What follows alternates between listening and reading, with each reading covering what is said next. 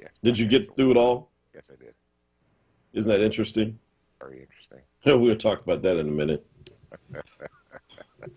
Jeez. Yeah, after the Tulsa massacre, I'm sure they all needed a drink. Yes. Yeah, we'll talk about that. Folks, good morning. It is the Power Hour. Oh, there we are, up live on Facebook.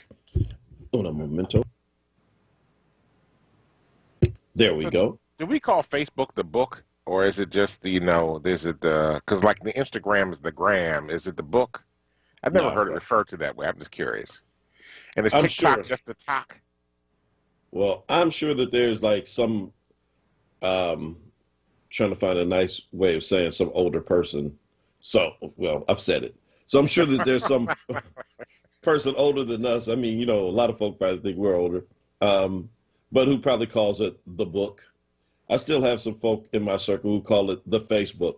That was the Facebook. original name, remember? Yes, it was. Yes, Yeah, it was like the Facebook. the Facebook. Yeah. And they're like, yeah, Reverend, I saw you on the Facebook. I'm like, well, you could just say Facebook. No, you were on the Facebook. So I'm sure that there's some people who, like you said, like the gram. The gram. Yes. What do you call Twitter when you've been kicked off of it? Maybe we should ask Donald Trump. The tweet, the twit. Maybe it's the twit. Yeah, that's another funny story. This is the we just have to just like talk about that at least for a few moments later, because certain things just don't land the same when it comes out as a press statement as opposed to a tweet. like sarcasm and talking about people, it just doesn't sound the same. It doesn't land the same. Absolutely not. My man made a run at Dr. Fauci in a statement. From the office of the ex-president. Right. He calls himself an athlete. He can't even throw across home plate. Wow. You know what actually really gets me about this? So I just got to say something about this real quick. I know you still got to finish the intro. That's all right. Go ahead. So Trump, when he gets booted out of office, instead of being a former president like every other president before him, he becomes the ex-president. So if I was the media, I would have ignored this. But I was actually watching one of the stations the other day, and they referred to Donald Trump as the ex-president. And I'm like, why would you even pay attention to him at this point? And referred him as the ex-president. He's a former president, just like every other former president has been. And hopefully he's never a former president to be a future president. He's just going to stay in the past. That's where we need him to stay. So, yeah, I just had to rant about that for a minute because that drove me crazy that somebody actually paid attention to him and let him define something that has been defined by culture for generations. Thank you. Yeah, well, he's America's ex. He feels like we broke up with him. We kicked him to the curb and threw all his clothes out and left it on the lawn. Well, but see, the reason, but to your point, I mean, so it's very insightful, just what you just said about, into his character and into the kind of person that he is. Like you said, people, even a one-term president like George W. Bush, H.W. Bush, excuse me, the first President Bush, he was grateful to have ever had the job. Yeah. Two-time vice president, one-time president, lost to Bill Clinton. I'm sure he was pretty sour about that his entire life. But you know what? For him, it was like, man, dude, I was president. I'm happy to be considered a former president and move on with life. And, life goes on. And but for Trump, like you said, he was never grateful to have the position. For him, he was always doing us a favor. You feel me? No, I totally get you. Yeah. I totally get you. He thought he was God's gift to America. Though I don't know if he believed in God, but he was God's gift to America. Of course he does. He had a Bible upside down in front of a church. Doesn't that say you believe in God? No. Yeah. Not at all. So I mean, but yeah, emergency, call 911. But he did. He treated it as though something that was, he kind of looked down on the office, like he was coming down to do America a solid, to do us a favor, leaving the beautiful life behind, as he always talked about. And so now you're right, he can't get over it, and it's like, so he considers himself as the ex.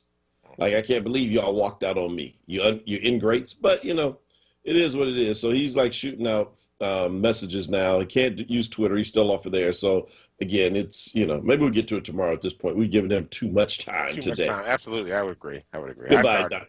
I started it, but That's all right. No, I brought him up. So goodbye, Donald. Goodbye. We'll talk to you later. But yeah, Roberta on social says 45 thought he was bigger than the position. ! Couldn't agree more. Thank you for that. And listen, good morning to everybody on Facebook Live. Hit the share button for us. Bring others in. Wake them up. Text your friends. Call them. It's only 6:09 in the morning. Tell them what you doing laying in bed, you lazy lima bean. Yes, Sheila, who can forget his infamous 2 Corinthians quote? Yeah. Yeah, I can't really say anything about that because I've heard people in church do that before too. So, long-time church members, I've heard. Turn your text to 2 Corinthians, and when you got it, say I got it. Touch your neighbor. Touch your neighbor. But yeah, so listen, folks, we are here this morning, as we are Monday through Friday, 6 a.m. to 7 a.m. to bring you the latest and the greatest. We look through the world through a particular lens that you may not get on, I don't know, whatever media channel or whatever you're reading out there. You're going to get you're going to hear the same stories, but you're going to get a different take because of who we are. And who we are, sitting across from me is Bishop Dwayne David Royster. And sitting across from me is the pride of Oakland, California, the adopted son of Philadelphia, the Reverend Dr. Mark Kelly Tyler. You know what? I want one of those intros like Michael Blackson gave Wesley Snipes in Coming to America 2. That's what we need to get from both of us. Get Michael Blackson to do the intro, because he would just totally hype this next one up, because the person who holds it all together is none other than, she only needs one name. That's when you know that you've made it. You don't even need a last name. It's just Kawesa. Good morning. Good morning, Kawesa. How you doing today? How was your ride in? Doing okay. Ride wasn't too bad, actually. Not a lot of traffic this morning. There was frost on my car, so that wasn't fun. But yeah, besides that, not too bad. Okay, I got you. Wait, there was frost in the car, so that means it was cold out. It was very cold out. Yeah, but it's not that cold, but I still had that pesky frost on my car. I hear you. Did you have to scrape it off, or were you able just to wait it out? Well, so what I did was, because I didn't have time, I just put my little, windshield wipers fluid on, and I just kept them going so that it wouldn't freeze over as I was driving in. I don't recommend people doing that. Scrape it off your car, but I didn't have time. I was like, what? There's frost on I didn't make time to scrape frost off my car this morning, so. I got you. You need some groupies. To be up that early to scrape my car off. Yeah. Hey man, look, never underestimate the power of groupies. Don't sleep. You could have your car warmed up, ready to go every morning, and somebody stand there with a cup of coffee. Honored to do it. There you go. The Kuwaitites. Oh, Lord, I'm just saying. They're out there, Kuwaisa, believe me. And right now, somebody just perked up whoa. I got you covered. What's the address? Kuwaisa's like, nah, I'm all right. I'm good. They're like, what kind of coffee do you want in the morning? I have it outside waiting for you when you get in the car. Oh, my gosh. She's like, I'm all right. So listen, all right. I mean, there's obviously a lot to cover today. The Derek Chauvin murder trial, the trial of the murder of George Floyd by Derek Chauvin started on yesterday in Minnesota. A lot to unpack there, including the star witness for the prosecution, the 911 operator. And so we certainly want to talk about that. Still, what's going on with COVID. The current president, not our ex-president, made an interesting pronouncement yesterday about an update on the ways in which the vaccine is coming out. I mean, it's coming a lot faster than we thought. In fact, I think New York, as of today, the eligibility is now 30 and up. Yep, it is. Yeah, and some states it's 16 and up. Wow. So, all right. So, yeah, I mean, things are moving quickly. But Pennsylvania's still in 1A, but anyway, that's a whole other story. Well, we also have a whole lot of people who ride horses and buggies in this state. That's not even hyperbole. That's fact. So, but there are two cultural stories I just want to hit on real quick Uh-huh. that are of interest. The first is the Hennessy commercial. Well, let me just say, shout out to the NAACP Image Awards. I thought they were really good this year. I don't really do the award show. Leslie does. And so a lot of times what happens is she's watching it. I'm rolling through the house and I'm like, oh, what's that? And I may catch it at a good moment. And so that's what happened. So I sat down and watched some of it. So D Nice, the former DJ from the 80s, who kind of made a comeback during COVID, who started spinning because you know what? Fish got to swim, birds got to fly, preachers got to preach, and DJs got to scratch. And so he had nothing else to do. He was like, you know what? I'm in the house spinning. Dude just turned on his phone, Instagram, and people started tuning in. And all of a sudden, it became known as Club Quarantine. And man, let me just tell you, honest to God, he came along at some of the darkest days of COVID-19. And certainly, those of us who are people of faith, regardless of your faith persuasion, would say your faith definitely brought you through. But you also need moments like that and persons like that. And I remember, man, Leslie and the girls and I would just dance like we were actually in a real club. I woke up one morning, I was so sore. I mean, we were like dancing. I mean, like we danced for like 2 hours straight. And I woke up like, why am I hurting? Like, man, I was at the club last night, right? So in front of the fireplace and the TV. So he won Entertainer of the Year. Yep. Major kudos to him. Yeah. But during the show, there was a commercial that just has bothered me ever since. I posted about it. And, it was a Hennessy commercial, as in the French cognac, the yak. Yak. It's the entertainer Nas, one of my favorite rappers, by the way. And he's writing a letter to his daughter, Destiny. And so it's Dear Destiny, And it's a wonderful, the text and everything, the script is great. But it's the background, man, that just troubles me. They use the background of the Tulsa race riot. And he talks about Tulsa having been an example of Black excellence, and we need to recapture that. But then it's burned down. And I'm just thinking the whole time, like, man, what's this got to do with cognac? Except for the fact that after the city was burned down and everybody was killed, maybe everybody needed a drink.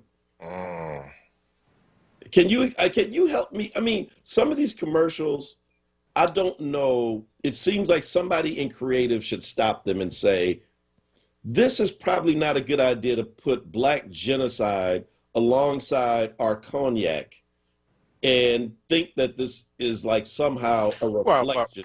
Yeah, but wait a minute. So at the end of the commercial, it tells the story of Black excellence, right? The people that have thrived and survived, the families that have existed beyond the burning down of Tulsa, right? So it's Black excellence. So the whole thing is to be able to draw attention to the fact that if you're actually a part of Black excellence like Nas, then you drink Hennessy.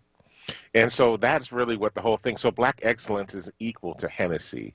I have a problem with the fact that we have to draw Black excellence being equal to some alcoholic drink. I have a problem with that. I think that's totally not good. I think it's not. The one thing we don't need is alcohol in our community to be able to have Black excellence. We need clarity. We need vision. We need people that are operating with their full faculties ahead of them. We actually don't need Hennessy. We don't need any alcoholic beverages to do that. So I'm troubled by the association of alcoholic beverages with Black excellence, especially when we consider the struggles that our community has with drugs and alcohol and other addictions. So that's very disturbing to me. Very disturbing. Yeah, well, so look, for me, and I, Sarah agrees with you. She says, "Thank you, Bishop." For me, that's not the issue that I have with it. I don't take issue with folk for that. And so for me, it is because honestly, I would have felt this way if it was a Sprite commercial or Mellow Yellow or whatever people are drinking now, Mountain Dew. You know what I mean? Oh, and Sarah, hold tight. Nike Blood sneakers. That's next. I told you there were two cultural issues that I thought we had to talk about. Yes, hold up. After the break, we're going to talk about Little Nas X and his Satan shoes. But drops of blood. But, it's just, it would be like Old English. and the Middle Passage.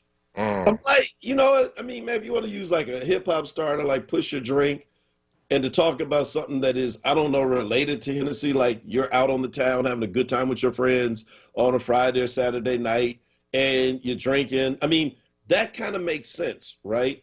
Even Black excellence, okay, but to draw images in of the Tulsa massacre. I mean, did we not just have a fit about Donald Trump going to Tulsa around Juneteenth, pulling all that negative energy in to have a rally and insult, the folk of Tulsa last year? I don't understand how different this is. And I just think that it is the ways in which we commercialize Black pain. And I mean, it is just like, what's the expression a lot of young folk use? Trauma porn. Yeah, but Tulsa has been in the news, though. I mean, in the public sphere. You remember the HBO special, The Watchmen, right? Season 1 Yes. of The Watchmen. Oh God, that whole thing was really Tulsa was weaved into that whole storyline, right? So there was deep. I think it's just very present in this moment, and why we could talk about that, right? And unfortunately, The Watchmen was both a teaching tool for a lot of people as well as entertainment at the same time. Yeah, it's just, I don't know, man. It has not sat well with me over the last few days and continues to just bother me.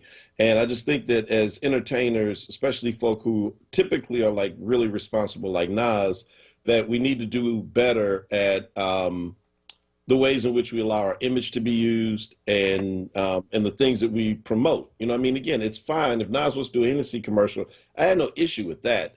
But, again, would you like bring here we are down in the cotton fields, swing low, sweet chariot. Ooh, I wish I had some Hennessy right now. This would make this day go by a lot faster, Master. I mean, it just doesn't make any, it's like, that is the wrong image. Let us stop. Speaking of images, when we come back on the other side of this break, if you're not yet seen it, well, it's too late for you to buy your $1,018 Satan blood-filled sneakers from Little Nas X. And if Nike has it their way, you'll never buy another pair because they're trying to shut the whole thing down. Nike's like, don't put Satan in our mouths. Right, don't mess up our money. This story is bad. I mean, this is about as bad as it gets. And unfortunately, we got to bring it up. We'll be right back on the other side of the break. It is 6:21 in the morning. This is the Power Hour. At Bank of America, we believe in the power of collaboration to create jobs and fuel economic opportunity. That's why we're working with local organizations to help people get the skills they need and build a growing pipeline of talent. I'm Jim Dever, Bank of America Greater Philadelphia Market President. Our partnership with Philadelphia Youth Network is just one way we're taking action to help more members of our community. What would you like the power to do? Bank of America N.A. member FDIC, Equal Credit Opportunity Lender.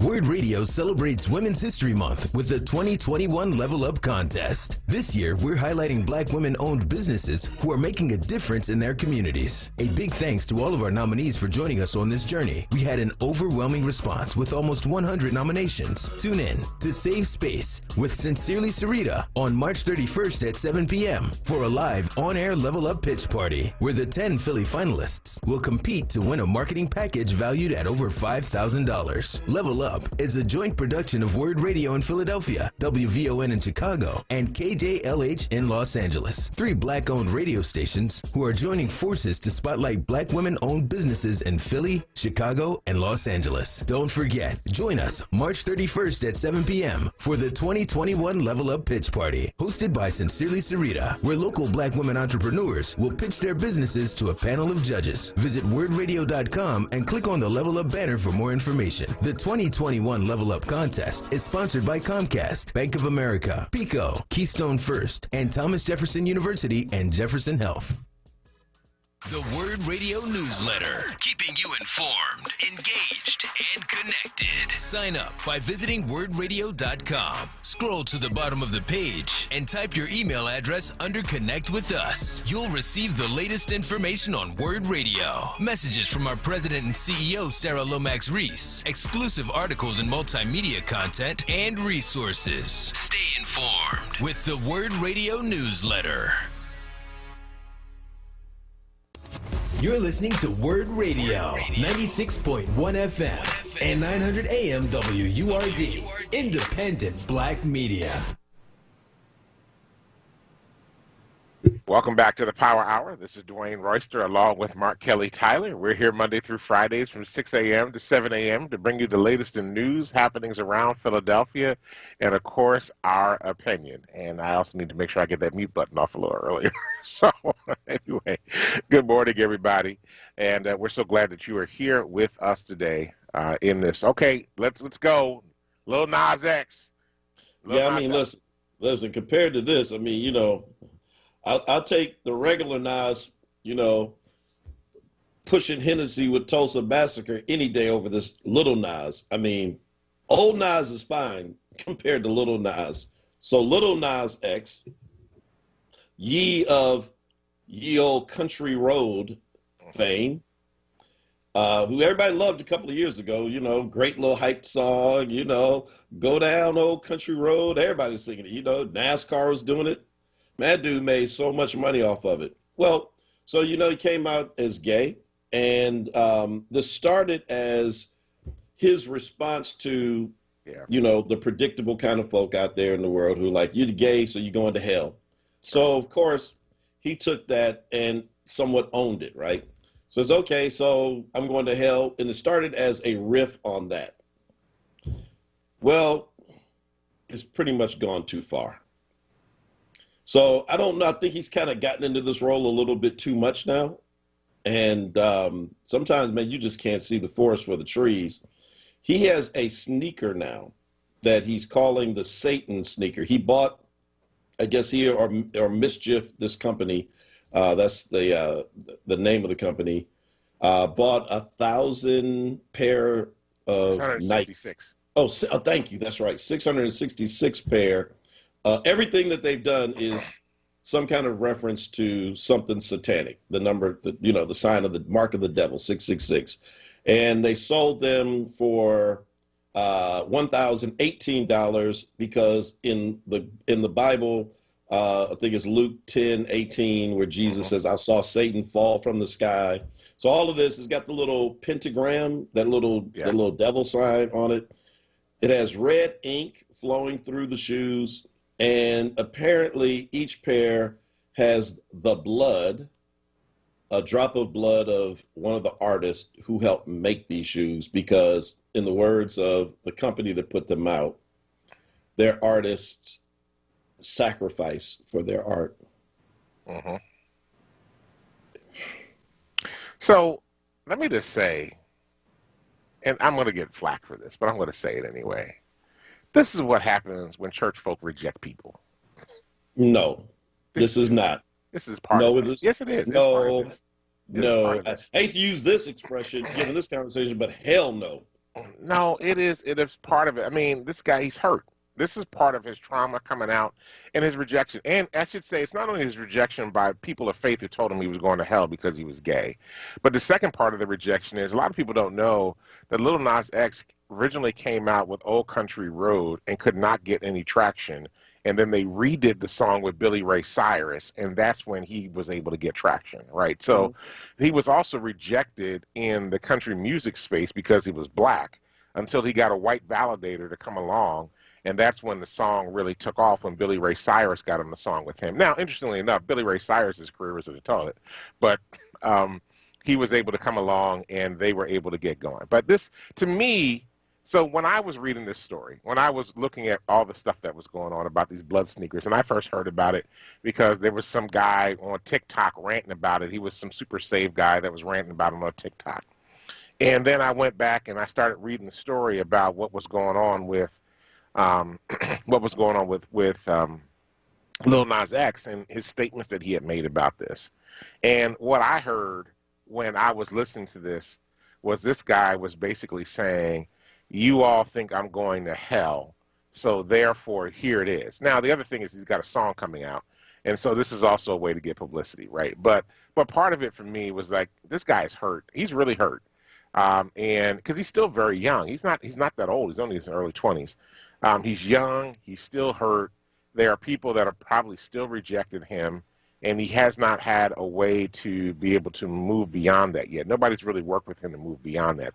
His success has not helped him move beyond the pain, because success doesn't help you move beyond pain. You've actually got to work it through. So anyway, my analysis on that particular situation. Okay. So I hear you, but respectfully, I have to disagree.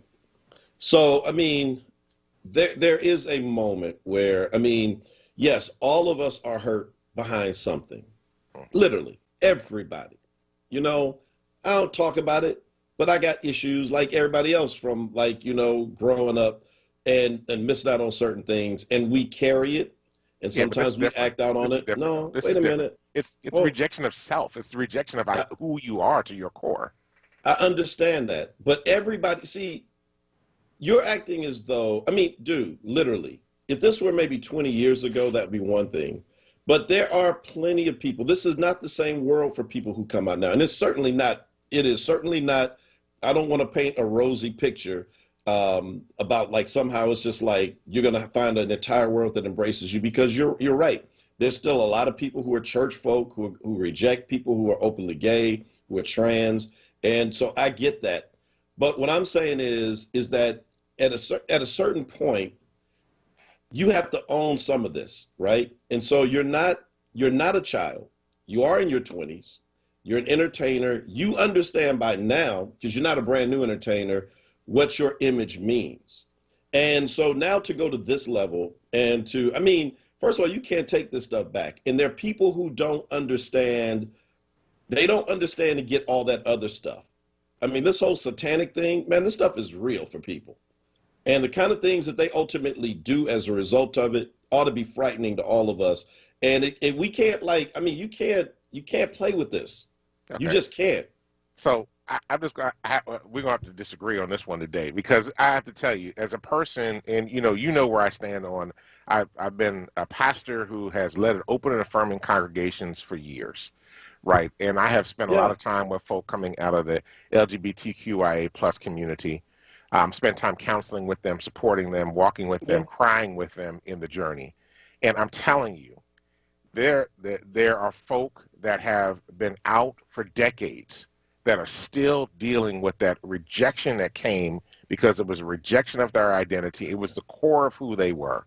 But does that give you an excuse? Does that give you an excuse to do anything and everything? People, I'm not saying it gives you an excuse, but hurt folk do stuff. They do stuff. And you know that as well as I do, right? They're grieving, they're hurting, they're struggling, and they are trying to do whatever they can to mitigate the pain. It's not right. I mean, we don't have to agree with it, but I'm just saying, when I read the story, and this is my perspective, if folk are welcome to disagree with me on this, but when I read that story, it reminded me of the stories of so many people that I have talked to who have come out, who have stood fully in their own identities, whether it's been a trans identity or whether they've come out as same-gender loving, and that pain of the rejection of family and friends and others is so deep to the core that it lasts for a very long time, and it takes a long time to process through it, and a lot of professional help. I mean, way beyond my capabilities to be able to help them walk through that. So when I was reading it, maybe I'm just sensitive to it because I've spent so much time working in that community with folk. But when I saw that, I just felt that pain in that moment, and that this was his way of getting back at all those folk that have told him that he was going to hell. Yeah, well, I know this is not where you thought this conversation was going to go, but no, I didn't set a kind of a preconceived notion of where it was going. I'm just, I'm sharing my feelings about it, and you sharing yours. And I don't disagree with anything that you said about church hurt, about where he probably is in this moment, or any of that, right? And, and at the same time, because again, we all carry scars of some kind, a parent that was not there, which is deep, rejection from parents for other things, and have nothing, there are plenty of things that hurt us deeply that we carry into adulthood. But does that give us license to then go and do everything that we want? I say no. And at a certain point, I mean, okay, fine. If that's what's driving you to do it, you still need to stop it, because this is not the answer. And if this is your crying out, I don't know what comes after selling blood-filled shoes with a bunch of satanic things on them.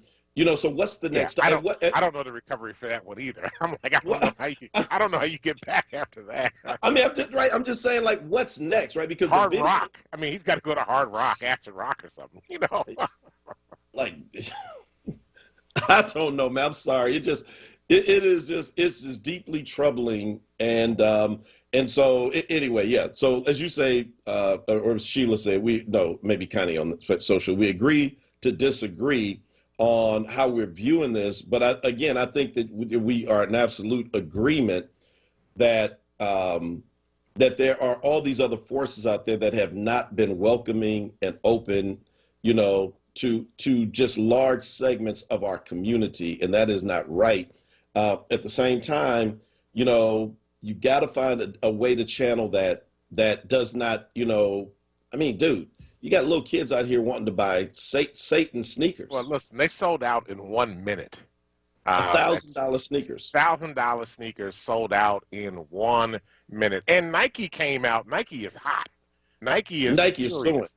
Nike is like, look, we don't want this to happen. We got nothing to do with this. They're suing for lost revenue because people are saying they'll never buy Nike sneakers again because of these sneakers that they put out. Nike is like not having this by any means. They're like, we don't know that they did this. We don't know what was going on. We have a problem with this. This is very disconcerting to us. We're not making any money. We have not approved this. Stop selling these things. Get them back. Burn them. So, hey, bro. So check it. Nike is suing them for $100 million. Mm-hmm.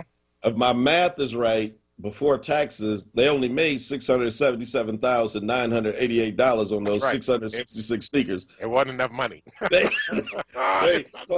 they should have sold them for what? Wait, I'm trying to do the math real quick. Give me a second. They should have sold them for like $1.5 million each for each pair. If they sold them for $1.5 million for each pair, which, believe it or not, they would have sold those out too. Might have. Tell me they're not at least 666 people in this world who believe in the devil and got $1.5 million to throw away. Oh yeah.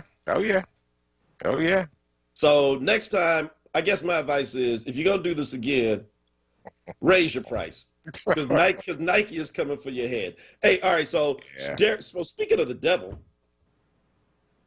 how about that trial in Minnesota yesterday? Oh Lord. Speaking of evil. Yeah, I mean, Derek Chauvin, they showed the video and they said he was absolutely emotionless. He took some notes while he was watching the video. They said that jurors were getting choked up watching the whole thing. One juror was trying to figure out how to get out of the room and couldn't. Really? And they had to stand there, sit there, and they said somebody was getting really, one of the jurors was getting disturbed. So let me ask you a quick question. So I tuned in late. I was listening to it in the car, and I haven't had a chance to confirm this. So did they actually? Remember we were talking yesterday. I said They actually showed the entire. That's what they opened with. And then it actually is not 8 minutes 46 seconds. It's 9 minutes like 26 seconds. Jeez. They showed the whole thing, and it was actually. I can imagine it was a few words from the prosecuting attorney, and then they showed the video. And the video speaks for itself. I mean, there's nothing else you could do. You could hear the people in the background, and it was the video that the bystander took, right? So it's not the cops' videos. It was the bystander videos. You could hear people yelling at him, take knee off him. There was a EMT in the crowd was like yelling, check his pulse, check his pulse. There were people that were saying, there was an MMA fighter that testified that he was yelling at Chauvin that you're using a blood choke. He was basically stopping his blood flow. There was a testimony of one of the big testimony was a 911 operator that was watching what was going on via a camera or street camera, and she called the police sergeant to get down there because she said what was going on was wrong. So I came in on her testimony. Yeah. which was very long and very deliberate in the way that they just laid, her job description and everything. And but I was glued to it in the car, listening to it. Mm-hmm. And when she got to the part about, I thought, so this is the part that really stuck out to me. She called the sergeant to report that something didn't look right about this, because she was watching this on, you said she was watching it through? It's like a CCTV, yeah. So they have like Okay. street cameras. Police have them all around the city in what they consider bad areas. Yeah. And so, so she's watching it, and when she calls the sergeant, because she's not police, and so she's supposed to report any use of force that happens. And she says, I don't want to be a snitch or anything, but something is not right what I'm looking. I think something's not right. Now, why would a 911 operator calling a police sergeant, the supervisor of these 4 officers out there, or however many ended up on the scene, why would she feel compelled to even say, I don't want to be a snitch or anything? Mm-hmm. Because she was getting flack. But She was getting flack. Well, my point, right, which is that, a snitch is somebody, you're not a snitch if you just tell on somebody. Maybe a tattletale, or you may be a witness or whatever. You are a snitch when you are a part of a criminal act and you tell on the other criminals. I just thought it was kind of like an interesting way of describing, because you know what? Within the culture of policing, that you are not supposed to say anything. Mm-hmm. So 911 operators are supposed to cover, EMS people are supposed to cover, DAs and prosecutors, judges. The entire system is supposed to cover for the behavior of cops. And she was nervous about just even calling to even bring to his attention that something doesn't look right, and hesitated apparently because she didn't want to be considered a snitch. Yeah, yeah. That is so telling about how deeply pervasive this problem is that we're facing. Yeah, absolutely. It extends to the 911 operators. That's how deep it is. Oh man, we got to take a break. It's 6:41, and we'll read some of your. We're going to read some of your comments. Please post in the Facebook Live and on YouTube your reactions about the first day of the trial. We'll try to get those in. But this is. It was just a painful day yesterday, having to relive everything from this summer. Prayers for the Floyd family and all the other families that have been impacted in this way, because they too are reliving this through this trial on yesterday. We'll be right back. It's the Power Hour.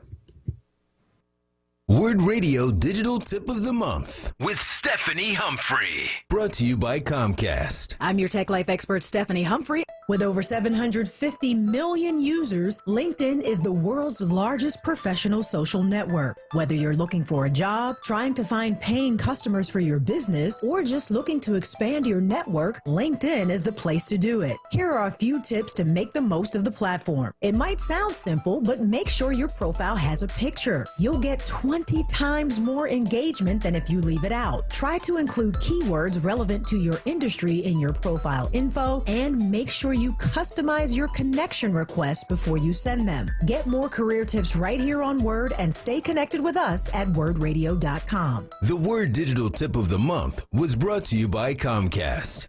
The Germantown Friends School mission begins with a commitment to community and to the belief that academic achievement is in itself not enough. Inspired by Quaker values, GFS encourages students in preschool through grade 12 to see the world as theirs to experience, to understand, to create, and to change. Learn more about the GFS academic, arts, and athletics programs at their upcoming virtual open house, Friday, April 16th, 9 a.m. Register now at germantownfriends.org/admissions. At Social Security, we are always thinking of ways to save you time and make things easier. That's why we created My Social Security. A My Social Security account allows you to access your earnings history and benefits information, request a replacement Social Security card, get a proof of income letter, estimate and apply for benefits, and more. Save time. Go online. Open a My Social Security account at ssa.gov/myaccount. Social Security. Securing today and tomorrow.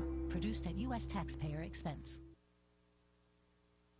Now, a WURD weather update. Here's NBC 10 First Alert meteorologist Bill Henley. Clear skies and cold this morning. Temperatures starting off in the 30s, but we've got bright sunshine coming our way today. That'll warm us to near 60 at lunchtime and a high of 67 this afternoon. Dropping into the 40s overnight tonight as clouds roll back in. A dry start to Wednesday, but showers later in the morning will turn heavier for the ride home and continue Wednesday night. Still mild, a high of 68 on Wednesday. A cold front comes through Wednesday night, however, so temperatures falling on Thursday, a high of 46 degrees, drying out with gusty winds in the afternoon with partly sunny skies. I'm NBC 10 First Alert meteorologist Bill Henley, your most accurate forecast. Count on it.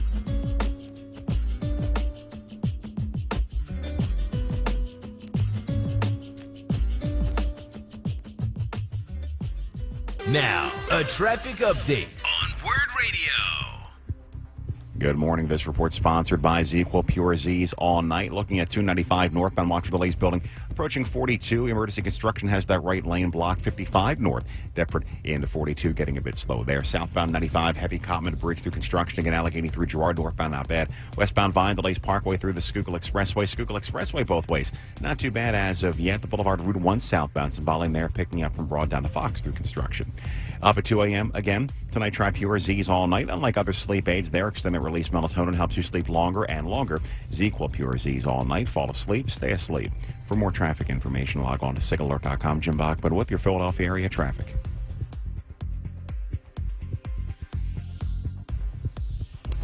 You're listening to WURD Radio, 96.1 FM and 900 AM WURD, independent black media.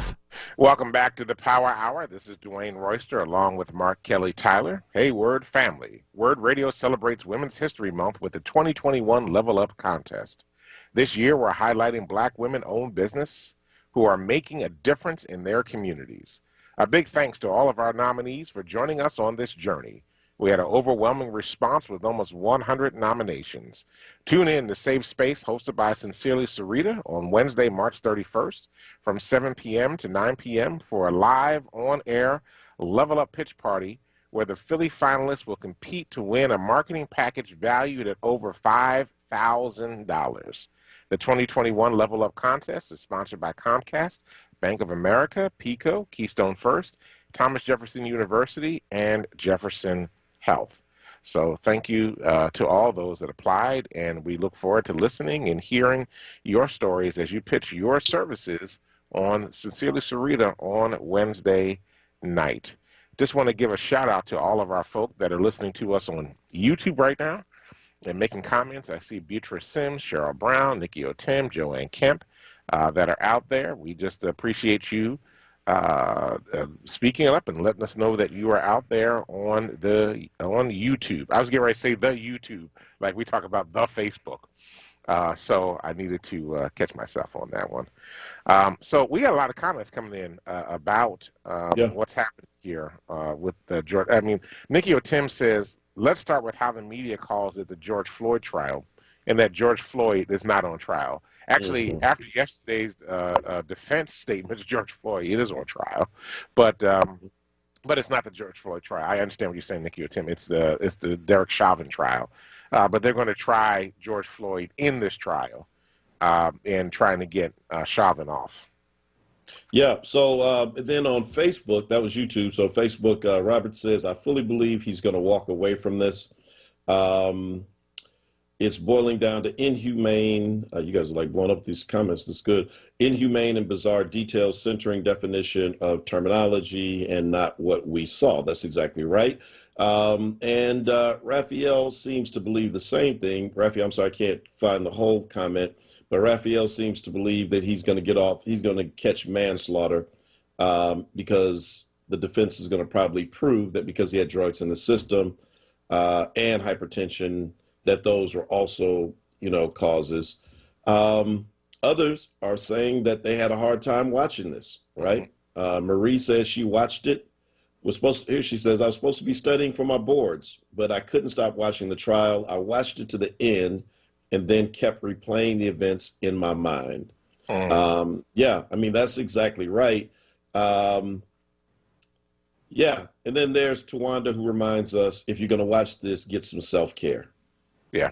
Take care of Asa, yourself. Asa is the cousin of the late Brandon Tate Brown, who was killed by Philadelphia police officers who were never charged. And so there was never a trial. So we can't even, you know, as I recall, it's funny hearing Seth Williams now come out talking about this stuff. Because when he was the DA and had a chance to charge those officers, his comment then was, "It's a tragedy, but not a crime." Yep. I think I got that right. Well, you know, that's what juries and judges are for. Absolutely. So bring charges, put them on trial, and if they're innocent, you know, I mean, somebody died. So yeah, so I would imagine that, yes, for families like, you know, Brandon's, you know, shout out to his mom Tanya.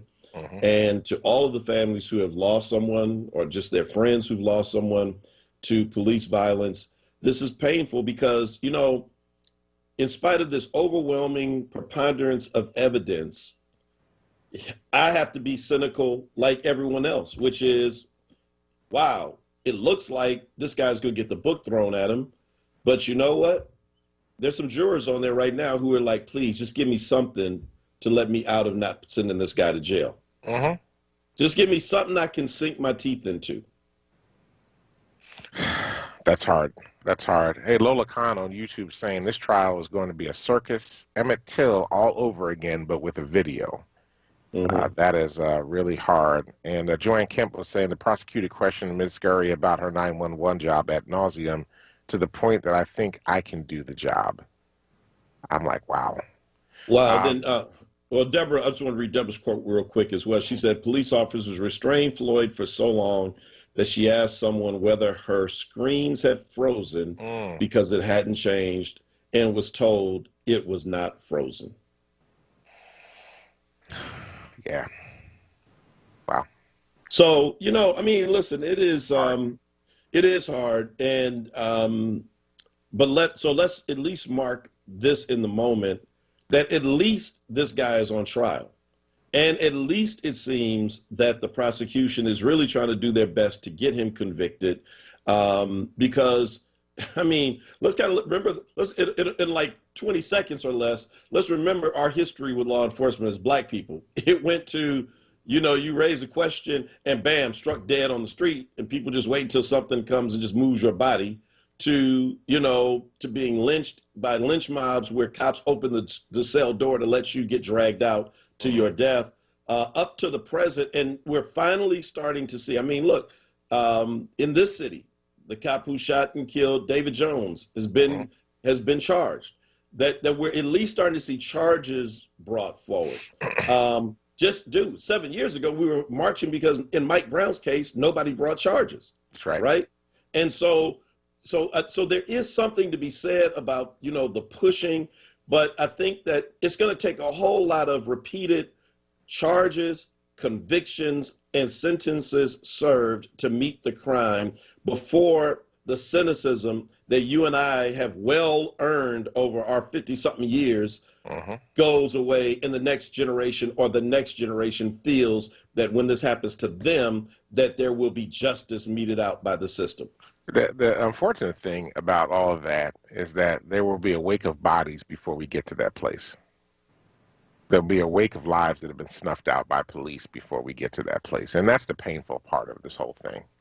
Yeah. You know, that you know, there's progress. I mean, this guy intentionally did this for 9 minutes and 29 seconds. And, you know, with blatant disregard to the people that were, you know, videotaping him at that particular moment, looking at what's going on, the 911 operator checking it out through the CCTV camera.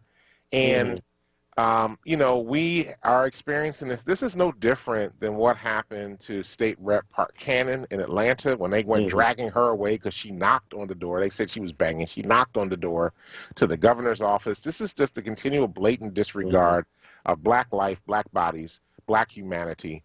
And that is the struggle with all of this, right? Because if the George Floyd case today, maybe we'll get manslaughter. Maybe. I'm not even sure about that at the moment. but it's just this blatant disregard for black life. Well, you saw, speaking of the rep in Georgia, there's a meme going around where she's being dragged out by two cops for knocking on the door to oppose voter suppression. Right. And next to it is the image of the white guy from Michigan when they stormed the Michigan State House last year with guns, yelling and screaming in the face of the cop who never moves. So you can storm the Capitol with guns and yell on the police and not even get a citation. But if you're a black elected official who is knocking on the door, can you tell me why you're trying to disenfranchise us once again? You get carted off to jail. Bruh, the world is upside. So to your point, always, we got to turn it right side up and change the damn world. You know what? I'm going to say this before we get out of here. I'm gonna go find both the Nazis, and I'm gonna get me some Hennessy and go up that old country road and take a nap. That's all I got for today. I can't take it. All right. Thanks, everybody, for tuning in with the Power Hour today. We are deeply appreciative of everybody that's checked us out on the air, through the app, through Facebook, through YouTube, whatever means that you're listening to our program today. We deeply appreciate each and every one of you. Thank you, Kwesa, for holding down the boards. Thank you, Dr. Tyler, for everything you do each and every day. Thank you to everybody that's commented. We appreciate you. We'll be back tomorrow morning to bring you the latest in news, happenings around Philadelphia, and, of course, our opinions. Stay tuned now for Wake Up with Word with Solomon Jones. And listen, do us a favor. Go out, change the damn world, because if you don't, nobody else will. Hey, Peace. Lil Nas X, we love you, bruh, but I ain't wearing no Satan shoes. But I still love you. I ain't wearing them shoes. Just in case.